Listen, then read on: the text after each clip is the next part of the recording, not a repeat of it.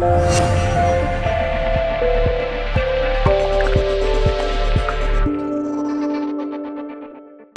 dia a todos.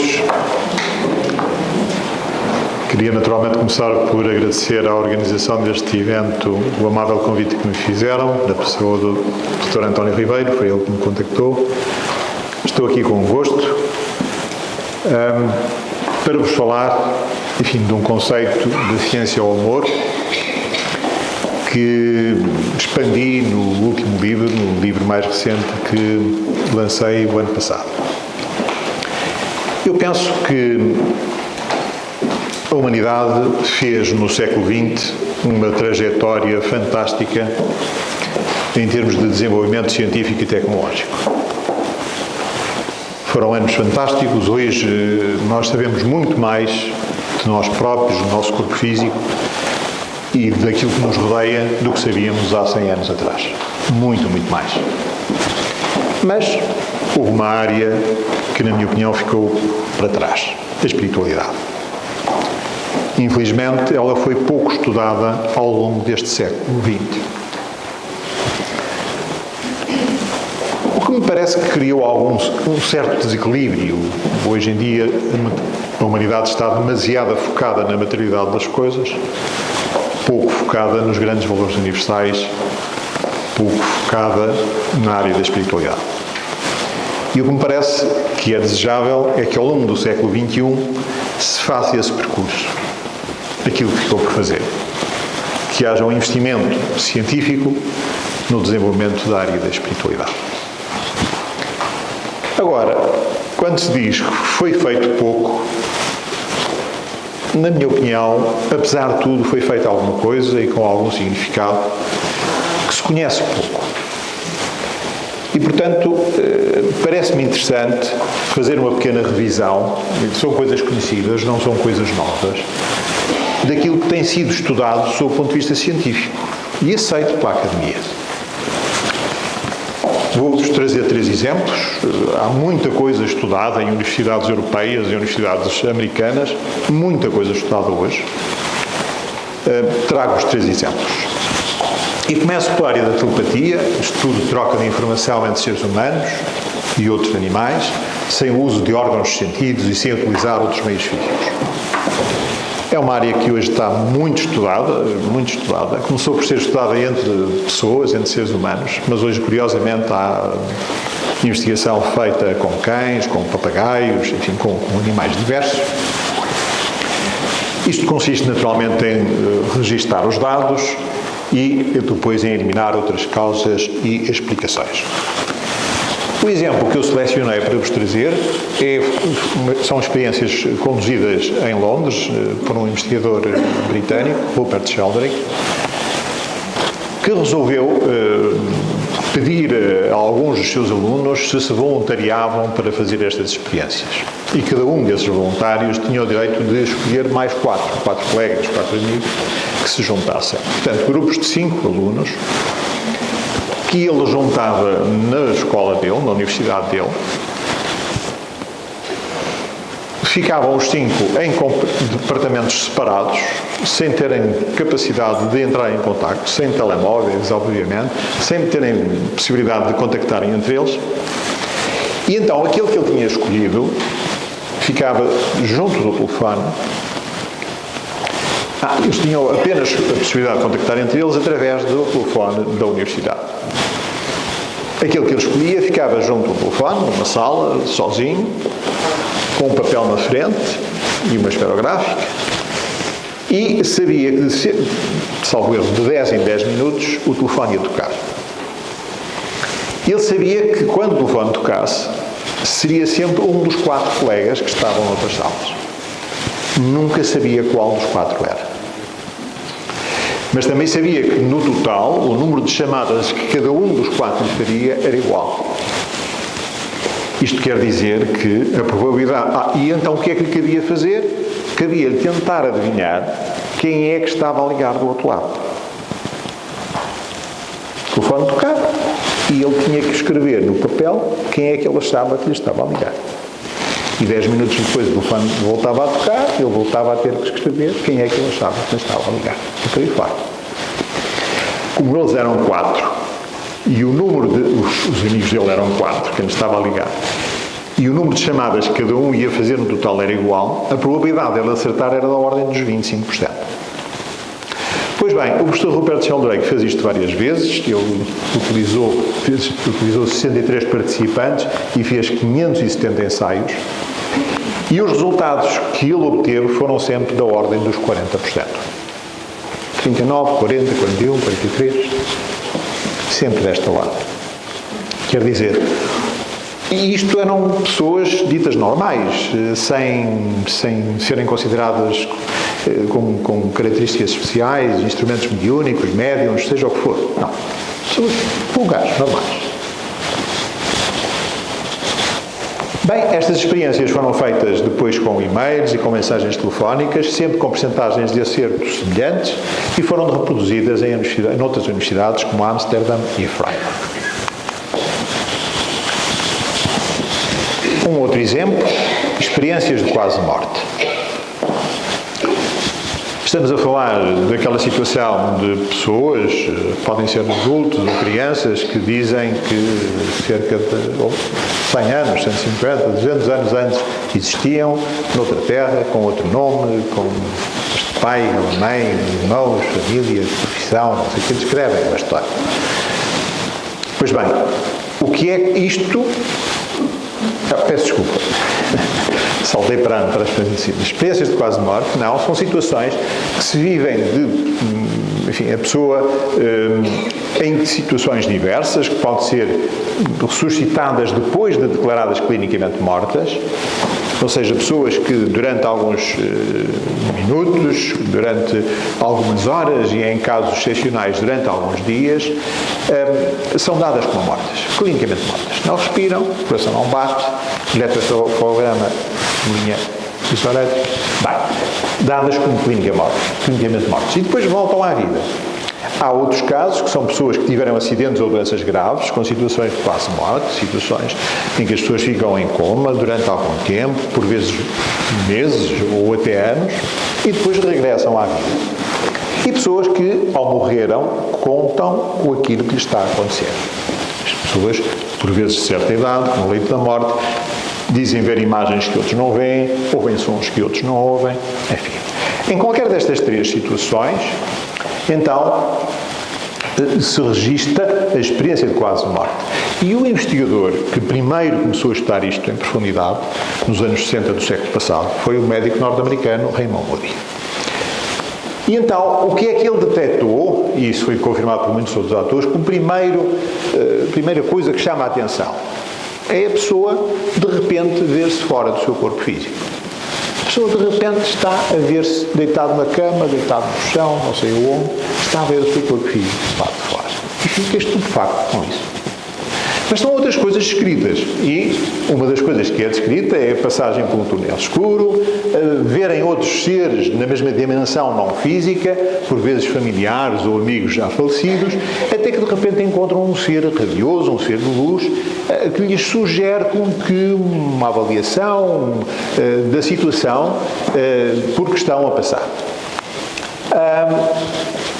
Veem como que instantaneamente tudo aquilo que fizeram, tudo aquilo que disseram, tudo aquilo que pensaram ao longo da sua vida, e sentem que afinal ainda se calhar faz sentido continuar na Terra, há um sentido de utilidade para si ou para os outros, e desejam continuar. E quando desejam continuar, acordam na cama do hospital, em casa, onde o seu corpo físico está. Curiosamente, estes seres depois revelam uma postura mais harmoniosa.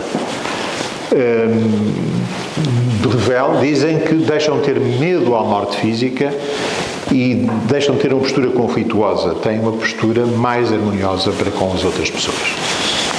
Estes estudos foram depois confirmados por muitos outros autores, têm sido feitos por muitos outros autores, quer na Europa, quer na América. Então, agora sim, os relatos de supostas vidas passadas, que eu há bocadinho referia, estas situações que há crianças ou adultos que referem que já existiram há 100, 200 anos atrás e que se chamavam assim, que o pai e a mãe eram aqueles, e tinham tantos irmãos, casaram, tiveram filhos, não sei o quê, contam uma história relativamente a uma personalidade do passado, supostamente do passado. Estudar isto como é que se faz, registra-se o relato, depois procura-se relações com a situação descrita, se o próprio viveu naquele país, naquela cidade que refere que viveu no passado, ou a sua família, ou vizinhos, ou se está a passar na televisão uma telenovela que fala sobre os hábitos, os costumes desse país, ou se não há qualquer contacto. Se há contacto, normalmente os investigadores põem de lado, não continuam a estudar. Se não há contacto nenhum, se não há explicação nenhuma para aquela história que a criança ou que o homem está a contar do seu suposto passado, então aí continuam a estudar.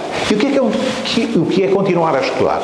Continuar a estudar é deslocarem-se ao local onde a pessoa diz que viveu há 100 ou há 200 anos atrás e tentar demonstrar se realmente há dados físicos que comprovem a existência ou não dessa pessoa. O investigador que mais se dedicou a isto, e que primeiro começou a estudar isto do seu ponto de vista científico, foi também um médico norte-americano, aliás, canadiano de nascimento, mas depois naturalizado norte-americano, Ian Stevenson, na Universidade de Virgínia, onde constituiu um departamento só para estudar estes fenómenos, com médicos e psicólogos, e depois anunciou ao mundo que desejava estudar estes fenómenos. O professor Stevenson dizia que o homem adulto mente melhor que a criança, dizia que a criança é mais fidedigna e, portanto, dedicou-se praticamente só ao estudo de supostas vidas passadas em crianças. E então, a isso, a criança cita nomes, objetos, acontecimentos, descrição de locais, por vezes verbaliza palavras ou até mesmo frases da língua onde diz que de suposta vida passada, que nunca aprendeu, que a família também não sabe, não conhece. Vamos dar um exemplo. Uma criança que na Índia diz: eu há 150 anos atrás vivi em França e chamava-me tal, e a minha mãe era este, aquele, aquele outro, e de repente diz algumas frases em francês e ninguém lhe ensinou francês, nem a família sabe francês e, portanto, sem explicação para este tipo de situações. Depois a seguir, então, a equipa do professor Stevenson, hoje liderada pelo professor Jim Tucker, na Universidade de Virgínia, vai tentar comprovar a existência de dados da tal origem onde a pessoa diz que viveu lá mais para trás. E é realmente notável como em 68% dos casos, 68% dos casos estudados, e esta equipa da Universidade de Virgínia estudou até agora cerca de 3.000 casos, como é que em 68% de 3.000 casos, o que são mais ou menos 2.000 casos, conseguiram comprovar a existência dessa personalidade anterior.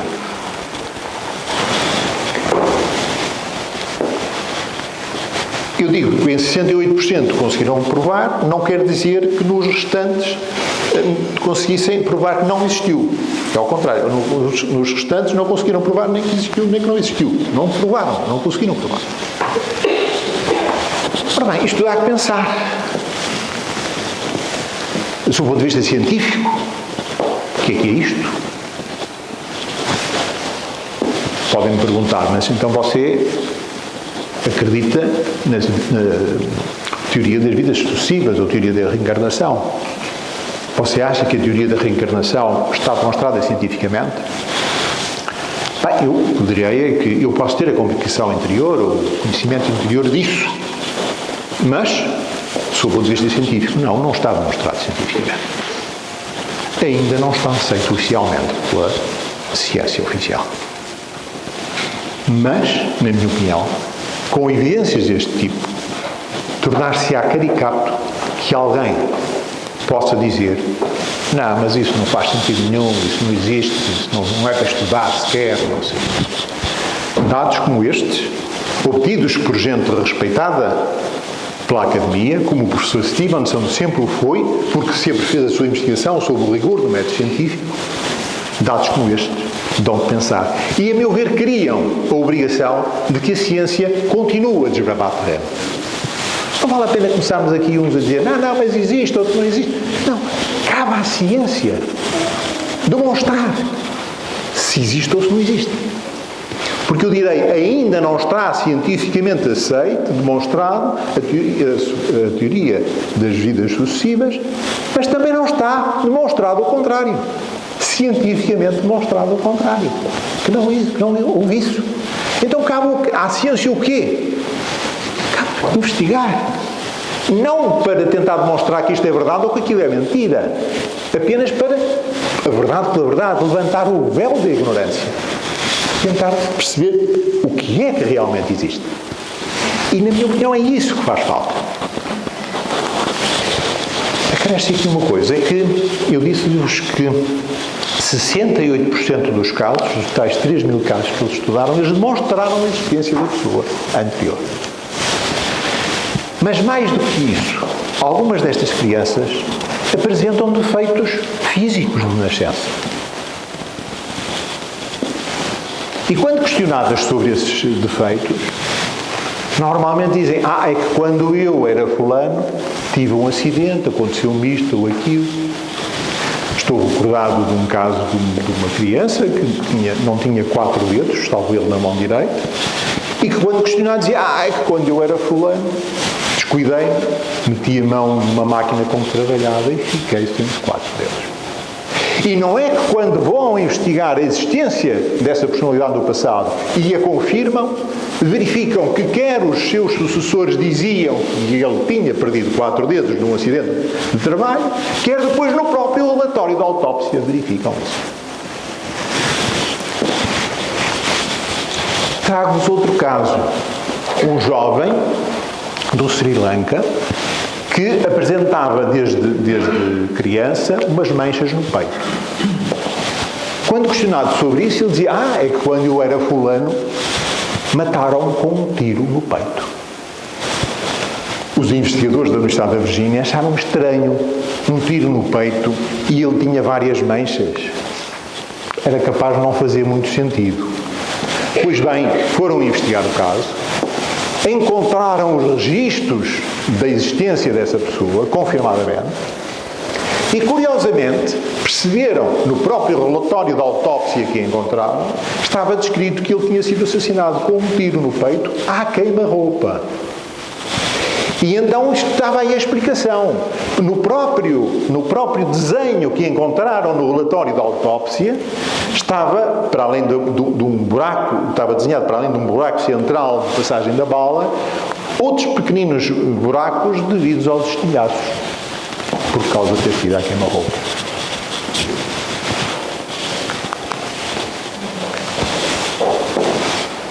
Dá que pensar e dá que estudar, que investigar a verdade pela verdade. Bom, e agora, naturalmente, pode-se teorizar muito em torno disto. A minha perspectiva, a perspectiva que eu defendo, é uma perspectiva espiritualista, defendida há cerca de 100 anos atrás pelo pensador norte-americano Harvey Spencer Lewis, que dizia que o ser humano é uma alma revestida por um corpo e não um corpo animado por uma alma.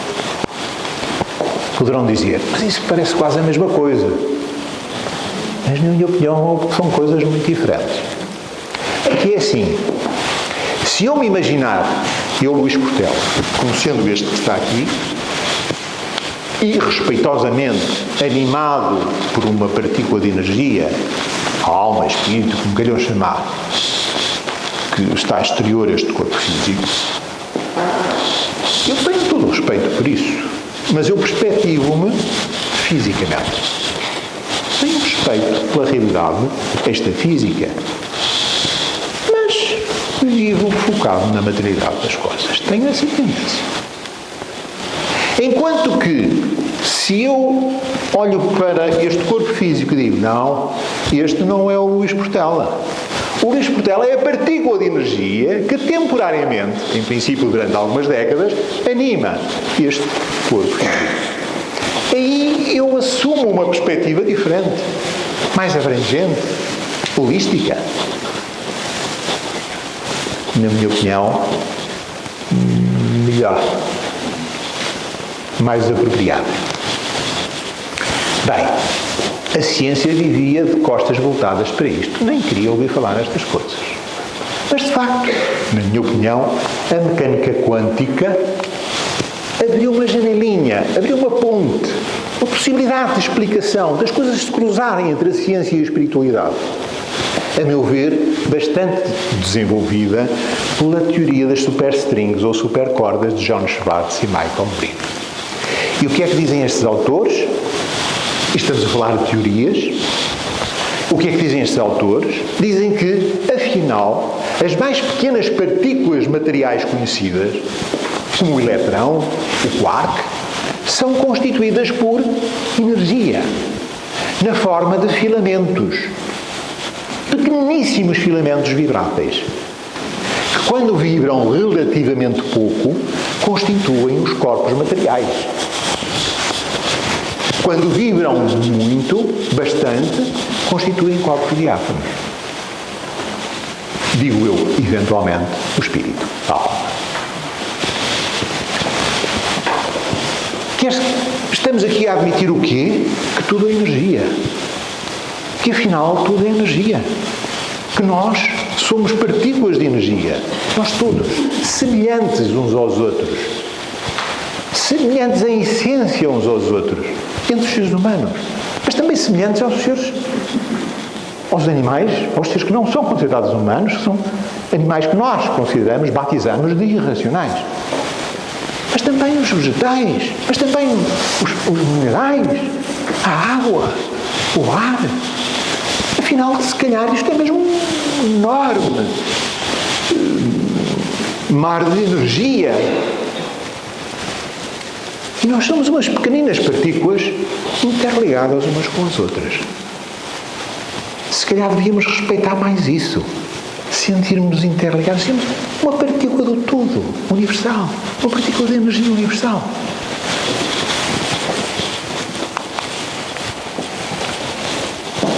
Bem, relativamente aos fenómenos parapsicológicos, eles hoje são estudados de uma forma muito mais serena e tranquila do que eram há 30 anos atrás, ou 25 anos atrás. Hoje, os fenómenos parapsicológicos são enquadrados nos parâmetros de normalidade. Há 30 anos atrás, e eu sou médico, tive essa experiência, uma senhora que aparecia no consultório médico junto do psicólogo a dizer que via umas imagens ou que ouvia uns sons, era dada como tolinha, levava uma catrafilada de medicamentos em cima, vivia aí mais ou menos adormecida, ou então, na pior das hipóteses, ia cair num hospital psiquiátrico e ser tratada por aqueles famosíssimos eletrochoques, uma coisa algo terrível, absolutamente terrível. Eu ainda sou desse tempo. Ainda somos desse tempo. Bem, hoje em dia não. Hoje em dia as pessoas são aceitas com as suas características. A medicina, a psicologia, ainda não conhece muitos fenómenos, mas pelo menos respeita as situações. Respeita as pessoas nas suas características, na sua sensibilidade aumentada e procura enquadrá-las num viver social adaptado a isso. É um percurso positivo. Será desejável que se possa perceber melhor, de uma base científica, o que é isso de ter uma sensibilidade aumentada. O que é isso da mediunidade? E como é que se pode utilizar isso de uma forma útil para si próprio e útil para os outros? Agora, sob o ponto de vista científico, é de facto difícil, são coisas muitas vezes difíceis de serem estudadas, porque têm um caráter geralmente espontâneo e por vezes inconsciente. Por vezes as pessoas não percebem sequer o que se está a passar com elas. E o familiar ou o amigo que está ao lado diz: tu disseste isto, tu fizeste aquilo. Eu não dei conta. Nestas circunstâncias, é muito difícil de marcar dia e hora no laboratório para ser estudado. Mas por isso vamos dizer que não existe? Não seria sério. Existe. Existe comprovado estatisticamente, e a comprovação estatística é aceita nas ciências sociais de uma forma geral. Porquê é que não há de ser aceito aqui? E, na minha opinião, deve ser estudado. Cada vez mais estudado.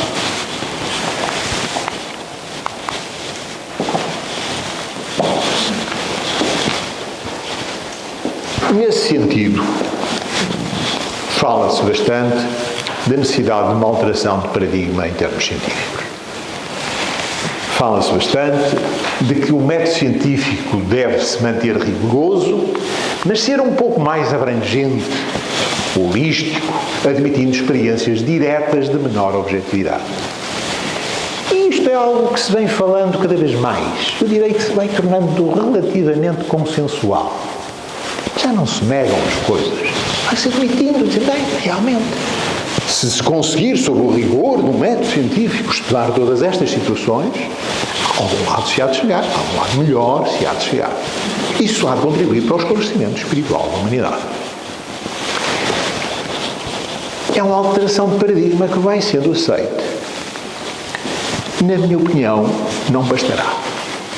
É necessária uma outra alteração de paradigma, que eu aqui foco, e que se fala pouco, que é a necessidade de sintonia com os valores universitários. Porque assim, quando uma pessoa tem uma determinada característica de sensibilidade aumentada, porque é que há de começar a pensar que é o melhor do mundo, que é uma pessoa fantástica, que é uma pessoa que tem uma missão, não sei do quê? Porque é que se há de deixar tomar pela vaidade? E, noutros casos, porque é que há de fazer disso uma forma de subsistência? Porque é que há de cobrar aos outros a utilização das suas próprias características naturais? Fazer disso um negócio. Na minha perspectiva, são aspectos que fazem com que a sensibilidade, ou mediunidade, se quiserem chamar, perca a qualidade. E se perde qualidade, a seguir, o que é que se faz? Bem, tenta-se inventar para fazer de conta. E a seguir vem o descrédito. E, na minha opinião, foi através desse descrédito que, durante o século XX, se criou alguma distância para que a ciência se aproximasse. Porque mesmo dentro dos cientistas, porque é que aquele que vai encontrando alguns resultados interessantes começa logo a pensar que é fantástico? Ou a seguir montar um laboratório, ou a seguir montar uma fundação, e o negócio começar a desenvolver-se. Nestas áreas não se poderá ter sol na era e chuva no naval ao mesmo tempo. Na minha opinião, é necessário um caminho muito correto de autenticidade, de desprendimento, a verdade pela verdade, de desprendimento. Fazer as coisas no sentido de servir, no sentido de utilidade, para si e para os outros, numa via da maior simplicidade possível. E então agora tentaria cruzar alguns conhecimentos da espiritualidade com aquilo que se faz no mundo da ciência. O pensamento hoje é admitido por alguns cientistas já que poderá ser uma onda energética que se propaga. Cada um de nós pensa e esse pensamento propaga-se no espaço. E os outros estão suscetíveis de o captar. Isso passar-se-á assim com todos. Antigamente dizia-se a mediunidade é um dom, a sensibilidade aumentada. Mas põe-se de parte um pouco isso. Afinal, parece que todos nós temos sensibilidade. Sexto sentido. Mediunidade. Uns mais, outros menos. E uns têm mais de uma maneira e outros têm mais de outra. E alguns têm mais aumentada em muitos sentidos. Pois bem,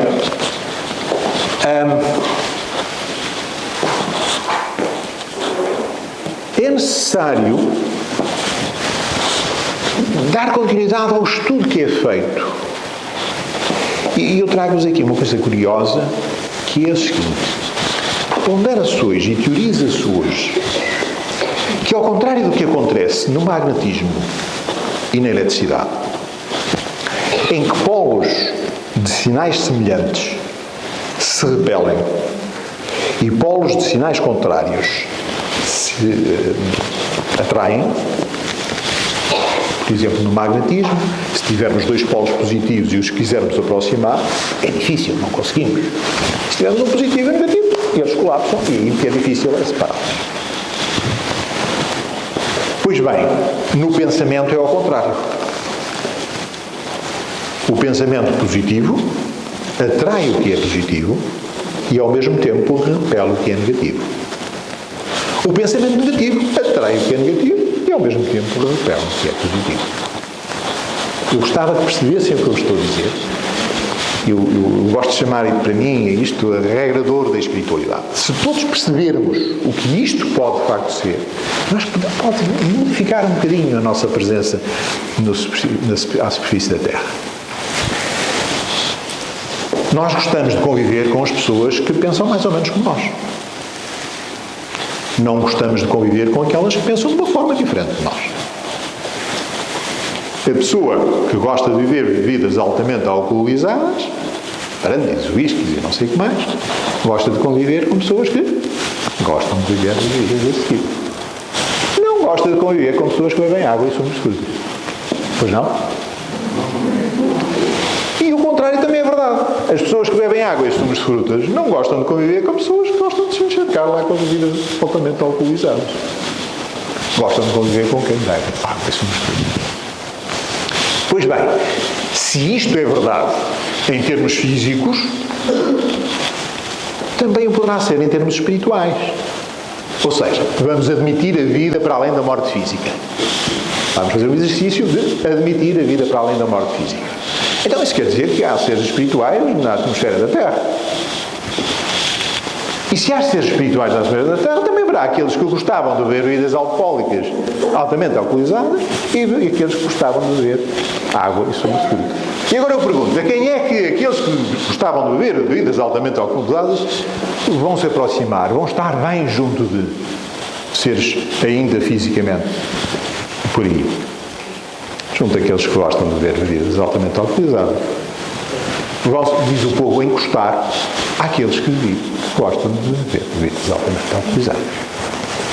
E aqueles que não gostavam e que gostam de beber, esses se calhar poderão tentar apoiar aqueles que não gostam de bebidas alcoolizadas. Bem, então quer dizer que nós temos que ter cuidado com o nosso pensamento. Se nós pensamos positivo, ele pode ser uma arma ótima ao nosso serviço. E se o soubermos colocar ao nosso serviço, podemos depois descobrir a maneira de sabermos colocar ao serviço do outro. Ao serviço dos nossos familiares, dos nossos amigos, ao serviço mesmo daqueles que não conhecemos, se quisermos ser verdadeiramente úteis.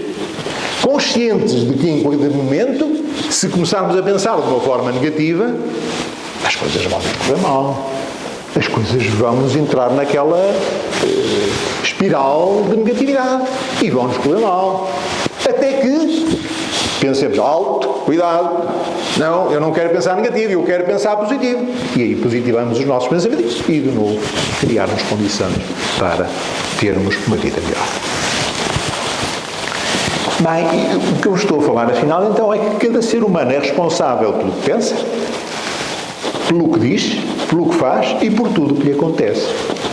Estas coisas aprendem-se. A pessoa aprende a poder pensar aquilo que quer pensar. Eu vou à frente falar disso. Uma coisa que hoje se aprende. E quem aprende a controlar o seu pensamento pode aprender a dizer aquilo que quer dizer. Aquilo que lhe vai na alma. E não dizer assim qualquer coisa que às vezes pode ser intuída por aquilo por ali, num mau momento. Pode. E quem controla aquilo que diz, também pode controlar aquilo que faz. Isso pode-se aprender. E então quer dizer que nós podemos ser responsáveis por tudo o que nos acontece.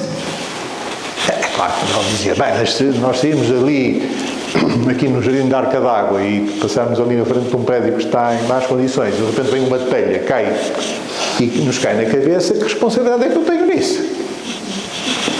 E eu perguntarei, e quem é que decidiu passar naquele momento, exato momento, no sítio onde a telha ia aqui? A intuição existe ou não? E a intuição pode ser colocada ao nosso serviço ou não? Porque é que quando um avião cai com centenas, com uma centena ou duas centenas de pessoas que morrem, se sempre aparecem algumas pessoas a dizer: eu estava para entrar no voo, até já tinha o bilhete na mão, mas depois aconteceu isto, mas depois pensei que era melhor assim.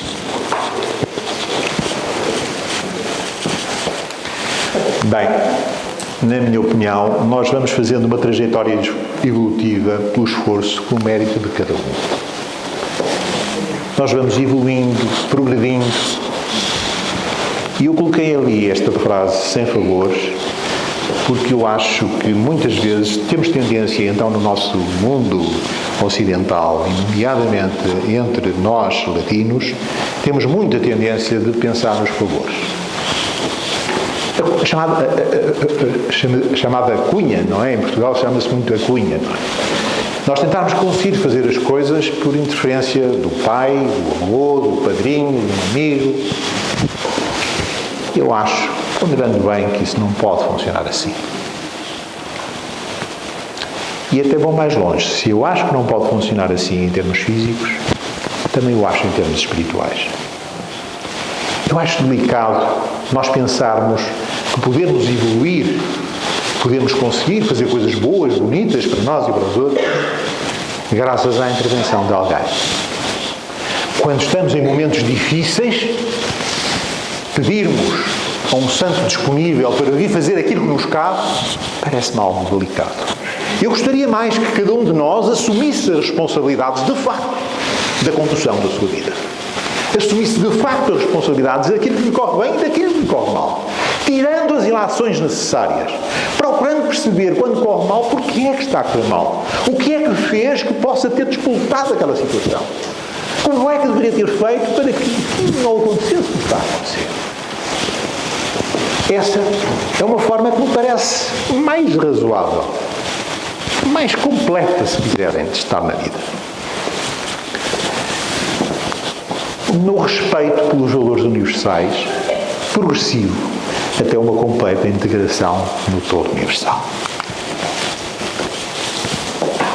Bem, e quando começamos, enfim, a respeitar e a ponderar estas coisas, nós vamos percebendo a realidade da lei de causa e efeito. Nós esmeramos por fazer as coisas direitinho, procuramos dar o nosso melhor e mais cedo ou mais tarde as coisas acontecem que nós pretendemos. Pode não ser exatamente como gostava, mas acontece. Nós preguiçamos, não fazemos as coisas como devem ser, andamos a atropelar os outros e as coisas correm mal. Porque é que há quem não perceba isto? Nós, cada um no seu dia-a-dia, vamos tentar perceber, pelo menos de uma forma honesta, séria, se isto existe ou não existe. Bem, é claro que a humanidade, de uma forma geral, vai percebendo que isto existe e, naturalmente, que a sociedade nos pressiona para fazermos as coisas direitinhas. Somos pais, somos avós, somos os educadores, os professores, pressionam-nos. Você tem que fazer as coisas direitinhas, tu tens que fazer as coisas direitinhas. E nós vamos lá fazendo as coisas direitinhas. Bem, uns mais, outros menos, claro, mas nós vamos procurando fazer as coisas direitinhas. Mas depois vamos nos libertando um bocadinho desse peso social. E vamos percebendo que, afinal, é a própria nossa consciência que nos indica como devemos fazer as coisas. Já não precisamos muito que a sociedade nos obrigue, obrigação, pressione.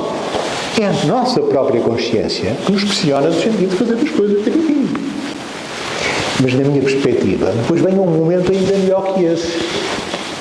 É que já não há pressão nenhuma. Já não há obrigação nenhuma. Há uma coisa muito melhor. Prazer. Descobrirmos o prazer de vivermos pela positiva, de uma forma construtiva, a fazermos coisas bonitas, direitinhas, bonitas para nós e para os outros. E é isso que eu ponho aqui, o prazer do comportamento equilibrado. O comportamento equilibrado pode não ser um aborrecimento, uma maçada. O comportamento equilibrado pode, e na minha opinião, é algo de muito bom quando nós o assumimos de uma forma íntegra, de uma forma profundamente honesta para connosco próprios. E para isso, naturalmente, que é vantajoso conhecermos-nos, partirmos ao conhecimento de cada um de nós. Procurarmos ponderar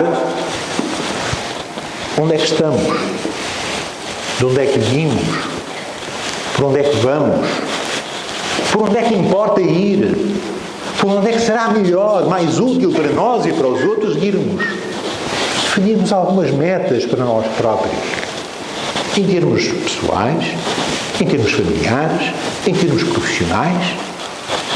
Marcarmos algumas metas. Fazermos isto de uma forma muito profunda, aprendermos a fazer isso e depois fazermos isto uma vez, 2 por ano.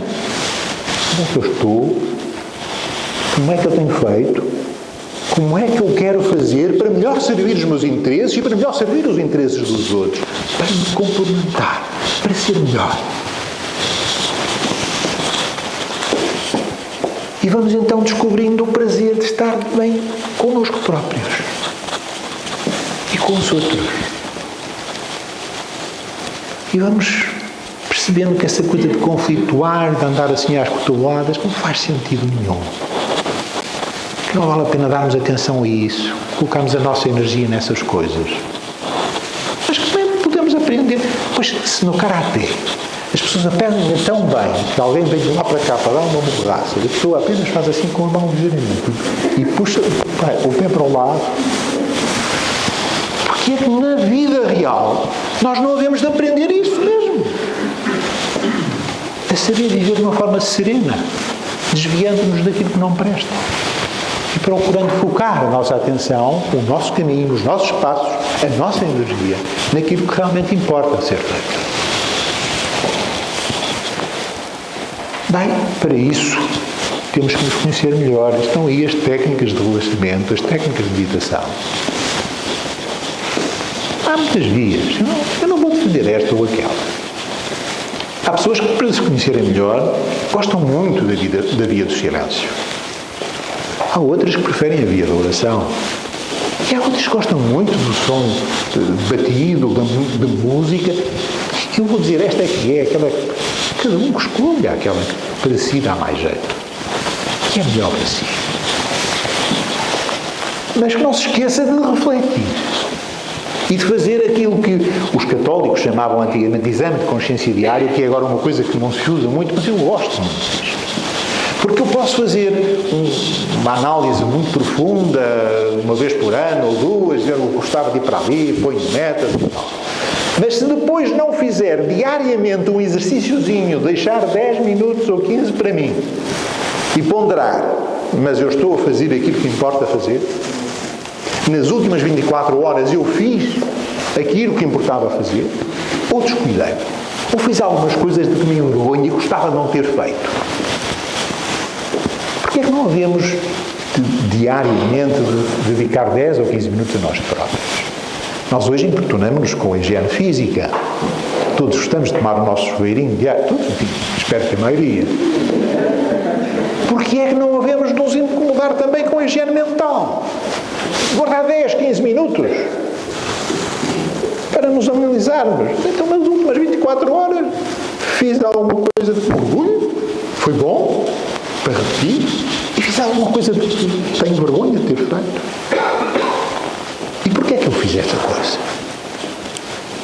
E como é que, se essa situação se disputar amanhã ou depois, como é que eu devo fazer para não cometer o mesmo erro? 10, 15 minutos no nosso dia-a-dia. Procurando crescer. Procurando fazer uma via de autoaperfeiçoamento. Ou, se quiserem, de purificação.